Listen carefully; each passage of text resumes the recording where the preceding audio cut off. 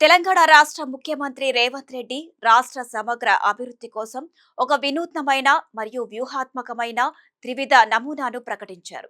ఈ నమూనా ప్రకారం తెలంగాణను దాని భౌగోళిక విస్తీర్ణం మరియు ఆర్థిక కార్యకలాపాల ఆధారంగా క్యూర్, ప్యూర్, రేర్ అనే 3 విభిన్న ఆర్థిక ప్రాంతాలుగా విభజించారు. ఈ విభజన ప్రతి ప్రాంతం యొక్క సహజ మరియు మానవ వనరులను గరిష్టంగా వినియోగించుకోవడానికి దోహదపడుతుంది. ఇక క్యూర్ అంటే అర్బన్ రీజియన్ ఎకానమీ, అంటే ఇది ఓఆర్ఆర్ లోపలి భాగం. ఇందులో సర్వీస్ సెక్టార్ ఉంటుంది. ఇక pure peri urban region economy, ఇది ఓఆర్ఆర్ ఆర్ఆర్ మధ్య భాగం. ఇందులో ఫ్యూచర్ సిటీ ఉంటుంది. ఇక rare rural agriculture region economy, ఇది ట్రిబులార్ నుంచి తెలంగాణ సరిహద్దు వరకు వ్యవసాయ ఆధారిత వృద్ధి, న్యూట్రిషన్ రూరల్ డెవలప్మెంట్ ఇందులో భాగమన్నట్లు.